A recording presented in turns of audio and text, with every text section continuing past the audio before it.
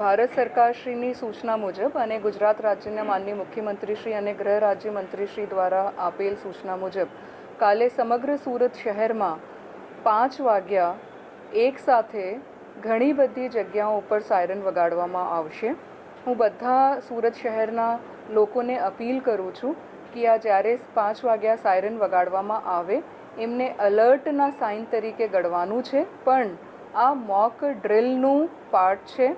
Operation અભ્યાસ કરીને કાલે મોક ડ્રિલ યોજવામાં આવી રહી છે.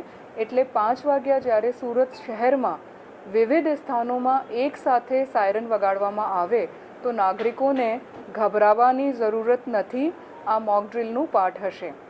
5 થી 6:30 સુધી સુરત શહેરના જુદા જુદા વિસ્તારોમાં કોમ્પ્રિહેન્સિવ મોક ડ્રિલ યોજવામાં આવશે, જેમાં આગ લાગવાનું, rescue, relief, hospital preparedness, police preparedness, fire preparedness અને સેફ સ્થળ ઉપર ખસાડવા માટેની મોક ડ્રિલ કરવામાં આવશે. જે જગ્યાઓ સિલેક્ટ કરવામાં આવશે ત્યાંના લોકોને હું અપીલ કરું છું કે ફરીથી ગભરાવાની જરૂરત નથી. આ ફક્ત મોક ડ્રિલનું પાર્ટ હશે. અને ખાસ અગત્યનું છે કે 7:30 વાગ્યા સમગ્ર સુરત શહેરમાં બ્લેકઆઉટ કરવામાં આવશે. આમાં તમામ સ્ટ્રીટ લાઇટ બંધ કરવામાં આવશે. બધા હોર્ડિંગ્સ, ટ્રાફિક સિગ્નલ્સ, જેટલા પણ LED સમગ્ર સુરત શહેરમાં લાગ્યા છે એ તમામને બંધ કરવામાં આવશે.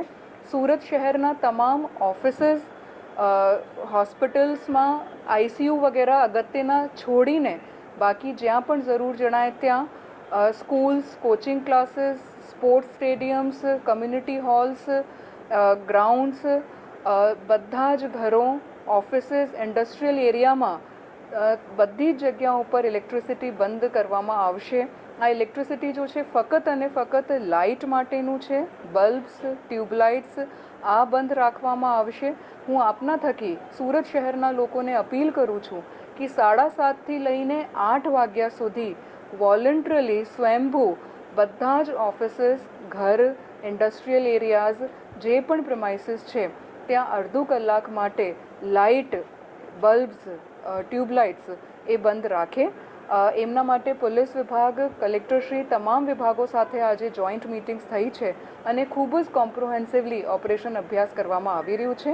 લોકો આમાં પેનિક ના થાય અને પ્રિપેર્ડનેસના ભાગરૂપે તંત્રને સાથ સહકાર આપે એવી હું બધાને અપીલ પણ કરું છું.